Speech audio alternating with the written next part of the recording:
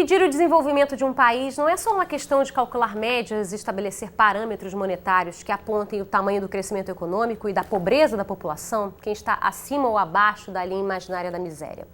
A pobreza, causa e consequência dos obstáculos à prosperidade, é um fenômeno mais complexo. Não pode ser reduzido à insuficiência de renda. Está relacionada ao que o ser humano é capaz de fazer com a renda que tem. Que escolhas pode fazer dentro do contexto de liberdade e acesso à educação, saúde, trabalho em que vive. O parâmetro que hoje é usado para medir o desenvolvimento de forma mais ampliada é o IDH, Índice de Desenvolvimento Humano, levando em conta, além da renda, variáveis como a expectativa de vida da população e o nível de escolarização. Na entrevista de hoje da série especial do Futuro sobre pobreza e desigualdades, vamos falar sobre o que o IDH nos diz sobre o mundo em que vivemos hoje e sobre a trajetória do Brasil de acordo com o índice. Eu converso com o economista Flávio Comin, professor da Universidade Federal do Rio Grande do Sul e da Universidade de Cambridge. Em que medida o IDH ainda nos dá um retrato mais próximo do que é hoje o desenvolvimento no mundo? Certo, obrigado. Bom, eu sou um grande defensor do Índice de Desenvolvimento Humano e por várias razões.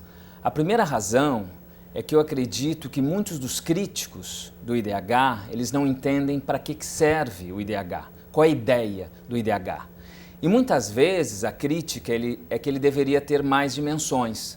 Coloca mais uma dimensão, isso também é importante. E nós terminaríamos como a grande parte dos indicadores que tem 20, que tem 30, que tem 50 dimensões e que ninguém sabe efetivamente o que é que está lá dentro. O que é que o IDH faz? Ele vai na essência, ele vai nas condições de vida que a renda pode medir, ele vai na saúde e ele vai na educação. Essas três dimensões carregam variáveis que são variáveis encontráveis em quase todos os países do mundo. E ao fazer isso, ele dá comparabilidade, ele faz com que o Brasil possa olhar não apenas para os seus vizinhos próximos, como a Argentina, como o Uruguai, mas que possa olhar também para os vizinhos que estão longe, para vizinhos mais ricos, para vizinhos mais pobres. E por que isso? Porque exatamente ao gente pensar, bom, o brasileiro vive quase 74 anos em média, o japonês vive 84 anos. Por que eles vivem 10 anos a mais do que a gente? O que tem na estrutura da saúde do nosso país, na maneira também pela qual a gente cuida da gente, que faz com que a gente viva menos? O que faz com que no Brasil, em média, as pessoas tenham apenas 7,2 anos de estudo? E em outros lugares elas têm 9, 10 anos de estudo, como muitos dos nossos vizinhos latino-americanos. Então, é essa crítica ao simples que muitas vezes é uma crítica injusta. Mas o IDH é criticado também, e era criticado também, por não levar em consideração a desigualdade. Isso mudou em 2010. Foi feito um cálculo do IDH no qual se considera que essas dimensões elas não são distribuídas igualmente na população.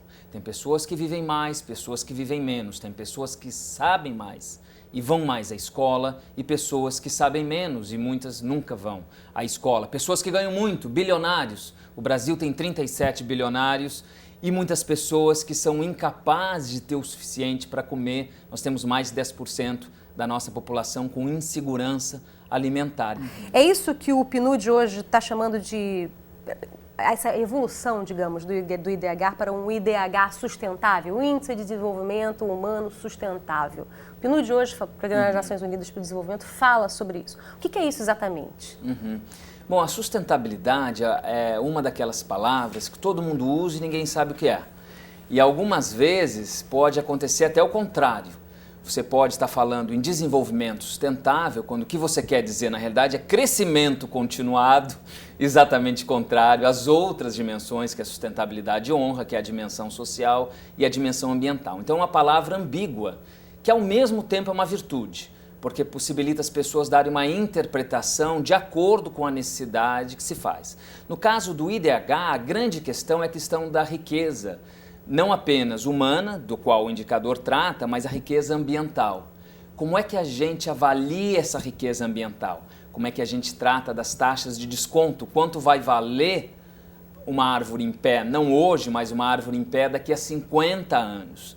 Essas questões, que são questões de comparação no tempo, são questões que sempre complicaram o cálculo da sustentabilidade. Mas o trabalho que tem sido feito agora, e é um trabalho já antecipado pelo indicador também de riqueza oferecido por alguns acadêmicos e Nações Unidas durante o Rio+20, um indicador de riqueza inclusiva, é a ideia de se começar a dar um valor monetário para esses aspectos que tranquilamente nós chamamos de ativos ambientais. E essa é uma possibilidade de você colocar o IDH numa trajetória verde.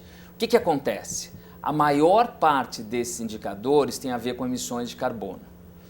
Então, possivelmente, esses indicadores que estão sendo tratados agora, eles vão sofrer um processo de depuração, de simplificação e que, no fundo, tem a ver com o uso da energia. A energia é um recurso muito importante, que não é apenas a luz, não é apenas o banho quente, que se pode tomar ou não, a água, o solo que se utiliza e que é muito utilizada desigualmente. Por isso, um dos grandes problemas, preocupação da pauta das Nações Unidas também, é a questão da injustiça climática. O fato de que uma pessoa pode utilizar desproporcionalmente energia e quem vai sofrer as consequências desse uso energético são aquelas pessoas que muitas vezes não usam nada.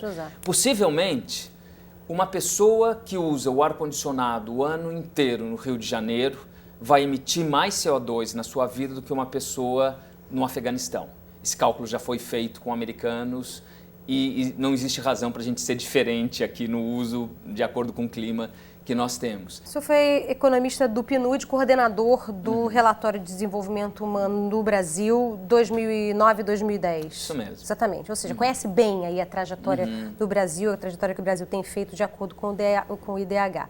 E escreveu uma vez um artigo no jornal, que eu estava lendo esses dias recentemente, na época da divulgação do IDH 2011, que o Brasil sobe a ladeira do IDH como uma pessoa sedentária sobe uma montanha. Devagar, ofegante, né, parando devagarzinho, reduzindo o passo. A expectativa do Brasil de vida aumenta, a escolaridade da população aumenta, a renda média aumenta. Quer dizer, as variáveis dimensões aí contempladas pelo IDH no Brasil são positivas, né? A evolução no Brasil é positiva. Por que o Brasil patina no IDH ainda? O que está acontecendo aqui? Um esclarecimento importante é que na raiz do IDH existe uma separação conceitual entre o que é meio e o que é fim do desenvolvimento. E o que está na essência, o que nós estamos discutindo, é para que serve a renda. Ou seja, ter renda é importante? É. Mas para que serve a renda? Pode ser não apenas que essa renda seja mal distribuída, mas que a pessoa que recebe a renda gaste mal a renda. Isso muitas vezes acontece em algumas famílias pobres, onde você tem a mãe que estudou mais do que outra mãe, ela vai saber cozinhar melhor os alimentos, cuidar melhor da saúde dos filhos. Essa separação é importante. O que acontece quando a gente olha o IDH brasileiro? Ele, nos últimos anos, a velocidade dele é puxada pela renda. E de alguma maneira isso acontece porque a renda é um fator, mais de curto prazo, é um fator que varia. A saúde e a educação vão a reboque muitas vezes, porque elas são variações de longo prazo. A expectativa de vida depende muito dos censos também, então você tem parâmetros a cada 10 anos e que são extrapolados muitas vezes linearmente.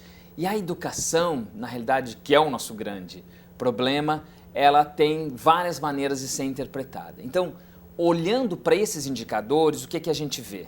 A gente vê que a taxa de crescimento médio do Índice de Desenvolvimento Humano brasileiro nas outras décadas foi superior agora.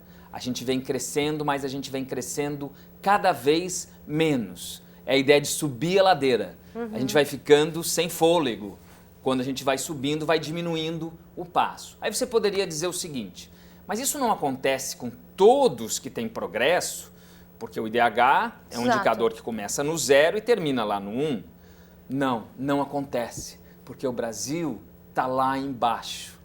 Se o Brasil tivesse em 10º, se o Brasil tivesse em 50º, você poderia dizer isso. Está na posição 84, lá embaixo.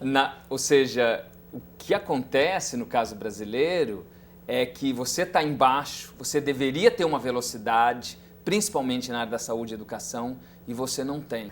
O que o IDH 2013 nos diz sobre o desenvolvimento nos países emergentes do Brasil comparativamente à Índia e China? Eu tenho muita sorte nesse momento que você não tem tomates no bolso para jogar, porque eu talvez fale uma heresia. A heresia é de que quando você olha, e isso na minha opinião, do ponto de vista do desenvolvimento humano, eu não acho que a pobreza tem sido reduzida e a desigualdade tem sido reduzida como nós temos propagado. Porque os indicadores que nós temos utilizado são indicadores básicos demais. São indicadores que têm uma finalidade, basta ver os documentos do IPEA, uma finalidade administrativa. Será que é isso a construção de uma sociedade onde pobre é aquele que pode competir de igual para igual com o outro? Depois depende do esforço de cada um. Depois as desigualdades devem refletir talentos. Mas o fato é que essa base inicial continua muito desigual. Então, o IDH ele é capaz de mostrar isso sim, apesar dele não ser um indicador exclusivamente de pobreza. Porque quando você corrige pela desigualdade, você vai ver que países como o Brasil vão perder 30%. E o que esse indicador nos mostra em relação ao que vem acontecendo na China e na Índia? Bom, a China e a Índia estão fazendo alguns erros que o Brasil fez na década de 70.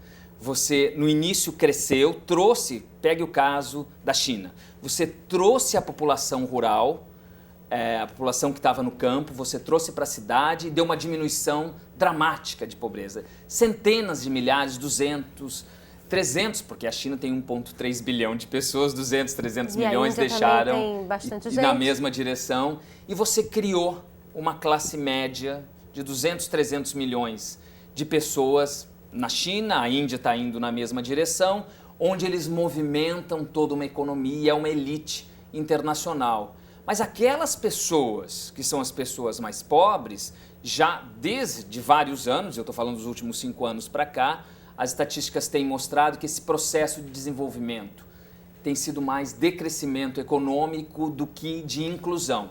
As taxas de pobreza, principalmente nas cidades, têm aumentado. Na China, na Índia, a desigualdade que está sendo gerada, ela é similar ao que aconteceu no modelo chinês na última década e similar ao que o Brasil experimentou aqui na década de 70. Então, vão se tornar grandes potências econômicas. As previsões para 2060 são de que vão ser as economias mais importantes da face da Terra e seguramente vai ter algum efeito, transbordamento para a parcela da população. Mas talvez aí é onde as pessoas pobres fiquem na pior situação, que é algo que a gente vive aqui. Você não é considerado pobre, mas você não tem como sair do seu lugar. E você não tem como sair do seu lugar porque essa estrutura desigual fica consolidada na matriz não apenas política, mas na matriz social dos países. Então o IDH tem nos mostrado isso, tem nos mostrado como o caso da China fez com que o que puxou mais a China, que está nesses últimos 40 anos entre os que mais atingiram o IDH. Você tira a renda da China, a China desaparece da lista dos 10 mais importantes em termos de evolução do IDH. Então o IDH mostra muito bem isso, como existe essa confusão entre meios e fins, como muitos países perseguem não o desenvolvimento sustentável e o desenvolvimento humano sustentável, mas apenas o crescimento econômico, e ele é simples para que a população ou as populações dos países possam acordar e ver que isso está acontecendo. Flávio Comim, um prazer tê-lo aqui com a gente. Prazer foi meu. Obrigado, viu?